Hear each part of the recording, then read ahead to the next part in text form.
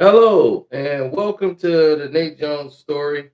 I know it's been a minute, about probably about 4 days since the Devin Haney fight. We've updated a lot of you guys about that. Want to tell you, don't forget to like, share, subscribe, join the membership to the Nate Jones story. So you might get autographed memorabilia. You might do giveaways down the line. The more people that subscribe, the more people are notified, the more you could deal with any situation that is challenging, whatever it is that you're going through at said time. Now, let's get through this. Terrence Bud Crawford. A lot of people want to see Bud fight. Yes, they would like to see Bud fight Terrence Crawford. Terrence Crawford fight Tank Davis. And I don't want to see that fight. I know how that fight's going to go. He's too small for Terrence Crawford. If Tank Davis went up to, if they were to fight at 47, that would be too much for Tank. That's skill level, uh, punch and power is too much. But it's good for him to mention Terrence Crawford's name because it keeps his name in the light, even though he says he's bigger than Terrence Crawford. And he's made more money than Terrence Crawford. Hey, all I'm gonna say is in the record books or the pocketbooks, which one you want? Bud's gonna make his money and be good, and he's gonna make substantial amount of money here. Tank, I'm quite sure, is done well, and to me, that's not where the fight is gonna be. But it's surprising to me that with the Canelo Alvarez fight, which is the biggest challenge for Terrence Crawford out there, people are talking about Tank Davis versus Terrence Crawford in the black community. They're not even talking about the Canelo fight, which I found to be pretty weird and odd. Like they have a fight, and he's going up to super middleweight, which is a jumping up two weight classes. He's never had a middleweight fight. He had one fight at 54, so he's basically jumping from 47 to 68. And that's a remarkable feat because that's hard. These guys hit a lot harder, and Canelo's been at this weight class for probably like 5, 6 years, if not longer. And he's seasoned, bruh. Like seasoned. Like he's ready to go. And I don't understand why other people are not, bringing this to the forefront. But they're missing out. Yeah, they're missing out on the bigger picture here. I'm scratching my head trying to figure it out. Like, why are they even, entertaining some of this dumb stuff that they see? But, you know, you don't know why people do what they do, but they do it. Oh, they do it. Now,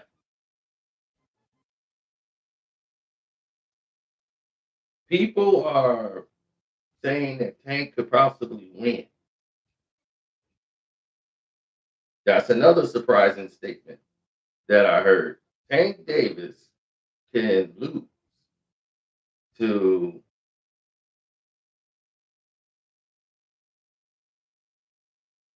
Terrence Crawford. It's boxing. Anything can happen. But when I see such a size differential and I see such a skill differential, when I see such a disparaging gap in between the two, I can't sit here and say one side is going to dominate another without really knowing the styles contrast. Anything Tank bring to the table, Terrence can alternate. Like Tank can hit like a middleweight, but he's a smaller guy. It's just by nature he's smaller. Terrence hit like a super middleweight. But like I always say, when you go up in weight, it ain't about how hard you hit, it's how much you can take. Because these are bigger, stronger guys, and they're gonna be laying the wood down. I wouldn't take Davis fighting a heavyweight who was 13 and 3 and 25. That guy's a heavyweight. There's a reason why they have weight divisions. Doesn't mean that the person is more skilled. It's just meaning that this person could do something that might hurt you greater than anybody you've ever known. Now we're gonna sit down with Nate Jones this week. Uh, I'm waiting on him to get in contact with me so he can go and set things up and we can get things rolling. He's been ripping and running all week, so whenever he can call me and set up a day, but he can't call me on the day of, okay? Because I'm kind of busy and booked myself. So we got to try to find a day that we can do that. And I told him just when he got his information, he might have his brother on here doing a few things. That ought to be good. Him and his brother connecting and handling things. And I told him, if you need anything, just let me know. I'm in. I'm in like playing.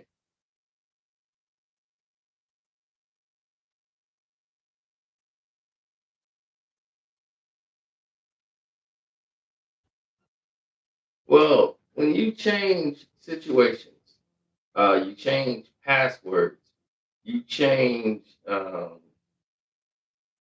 directions. You look at where Devin Haney went. Devin Haney changed basically his entire life. Within this year, him and his girlfriend has had a child. He had a lot going on before camp even started.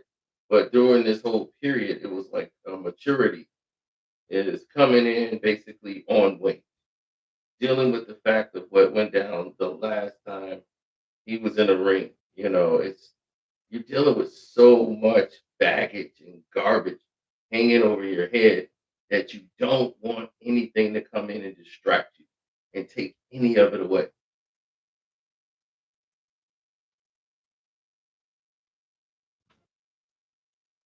So when you start seeing people come in and play these games and going down these narratives and these roads that don't mean anything in real life, you're gonna start asking questions. You're gonna start saying, "Hey, what the hell's going on here?" That's only natural. So if you're not asking yourself these questions, you're lying to yourself because you should be asking yourself these questions. And if you're not asking them, you should be asking yourself, why are you not asking these questions? Because it don't make sense then.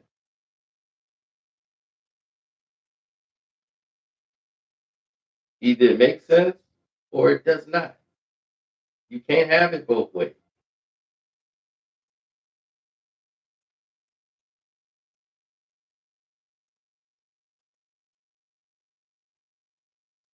hmm Devin fought. He threw more punches than Canelo Alvarez did. Canelo to me did not look great at all. Even when he did punch, he didn't look great. He looked slow, uh, sluggish, and to me, this was the first time I seen him really look kind of old. Like kind of lost a step. Where there's a sameness to his combinations, sameness to his punches. Power's always gonna be there, but it's like the same old same. There's no new wrinkle. There was nothing really new to see. The other guy didn't really stand and give him a fight, but he was able to turn when he wanted to turn, cut the ring off whenever he wanted to. He engaged when he wanted to. Canelo's defense wasn't really that sharp. He was able to hit Canelo whenever he wanted, really, if he let his hands go. And Canelo was like really one punch at a time. There was no jab to set things up. And he came in as small as I've ever seen him. I don't know how much of the weight cut it was very telling looking at that looked pretty weird. It looked very weird. As far as a weight cut situation and looking at how they look, it didn't flow well with me at all that these two people are even on the same kill. I'm like, they don't even look the same. Like looking at Canelo in his previous fights and this fight, it's like I'm here for the money.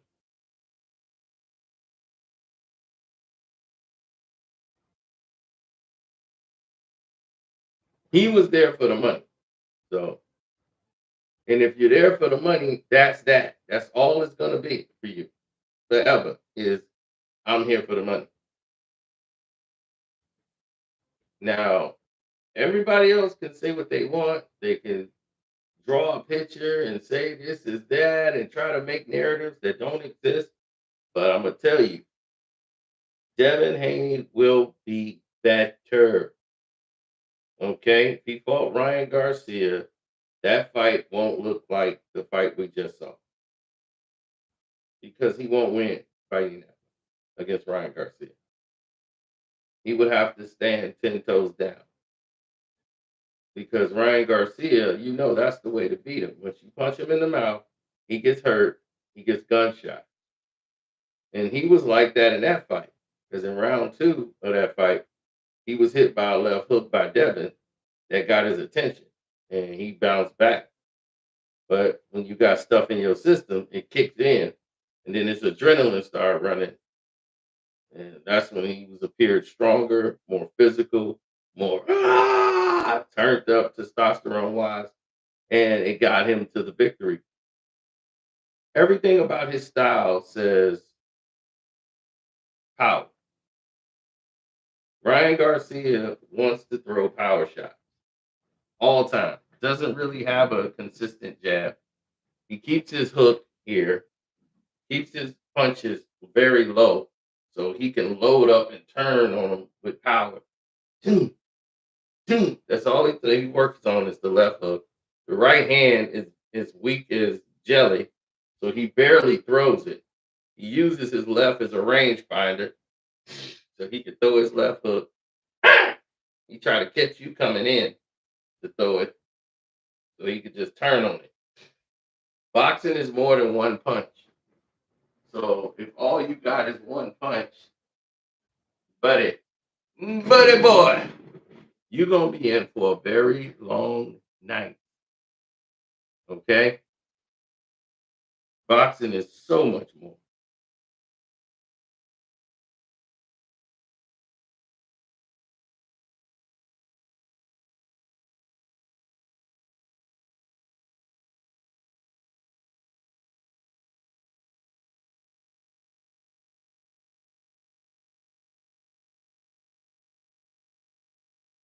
Mhm.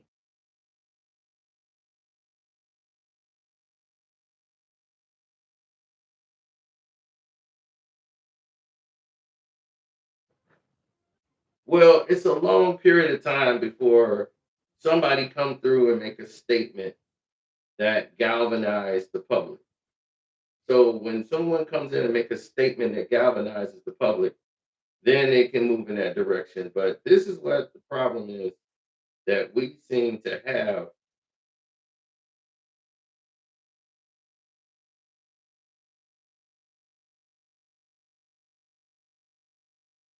This is the problem that we seem to have with let's say, for instance, the problem that we have uh, with boxers and the fights today is the people don't know who's fighting who. That's the problem. A lot of people don't know who's fighting. They don't. They get in these situations and they don't understand who they're in the battle with, who they're supposed to be fighting, what the situation is. And by the time the fight happened, they was like, "Oh, I thought he was fighting him," because they started arguing on social media and they start promoting a fight that's not going to happen. See, this is why back in the day you didn't see guys really get into a gist of jabs unless, unless they were gonna fight them. Now the people would sell magazines by doing it, talking in the magazines, but nothing is signed. So they didn't really take it serious. And then the fighters don't really get to talking about it until they know they finna get the match made. Now it's in reverse. It's stuck in reverse. Now you got this person talking and that person talking, and they never fight each other. Then you got these people going at it, and like Terence Crawford and Tank Davis, everybody, oh man, they finna fight. Then you got Caleb Plant, who was supposed to fight Jamal Charlo. Instead, they both on the same card fighting two people that nobody knows. And once again, Jamal Charlo is fighting somebody nobody knows. So his undefeated record is just like, really? Really, it's just like, it's kicked to the curb. It's kicked to the side. Nobody really cares. And because nobody really cares, nobody is showing up to see it. And they wonder why it's dying. Because you're taking showcase fights and making them pay-per-view fights. Making a big pay-per-view centered around fights, and you don't know what you're doing. Uh, Devin just came off a loss that was reversed to a non-contest because Ryan Garcia tested positive for Oscar steroid. So he was basically, it should have been a win for Devin. Devin won every round except for the ones he got dropped in. That's it. If he didn't have those 10-8 rounds, he would have never won the fight because he got outboxed in all the other rounds. So if it's clearly a boxing match, Devin Haney is going to beat him. Now, they think it's stylistically, styles make fights. Now they're saying, well, Rolly should fight, Devin Haney. I'm saying, well, okay, Devin Haney and Ryan should still fight. But now, Ryan's been humbled. The oxygen is out of the system. He's got to live with the reality now. Am I really that good? Am I not really that good? Is it the trainer's fault? It's not the trainer's fault. You didn't listen to the trainer. You shut down once you got hurt, which shows that you are a sign of a quitter. You just want to make it to 12 rounds to say, hey, I made it 12 rounds. But you're not going to go out and try to win when the chips are down. All you want to do is try to land one lucky punch to pull yourself out of a jam. And when that punch isn't there and it's taken away from you, what do you got? You don't have a right hand. You don't throw an uppercut. You don't know how. Your balance is terrible. Your footwork is terrible. You spaced out real. You got a large space here, so you can't really move your legs. You're loading up on power. That's why your legs is far apart. You're loading up on your shot, trying to get as much leverage on the shot as possible. You're not light on your toes. You can't fight at angles.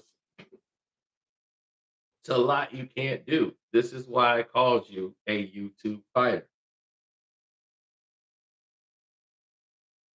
I give you respect for getting in the ring, but the way Oscar's trying to sell you and your way they're making you popular when you haven't beat anybody, Lomachenko's, you've never won a world title. You have not made weight for a fight ever, basically. This is the only one you really made weight for, and you see what happens. See what happens when you play by the rules? You lose. So they want to make you the superstar, still gloss you up, and tell people you're the champion, and I don't based off of what? Based off of what? Off of no contest that you got busted for taking steroids for. You got busted. I gave you the benefit of the doubt because I couldn't believe that somebody would be that stupid. But fear would make people do strange things. So anyway, I'm out. Thanks for watching the Nick Jones story. It's your boy Carcino saying subscribe to the page, become a member, and we'll do this again. Hopefully I'll be with Nick Jones next time. I'm out.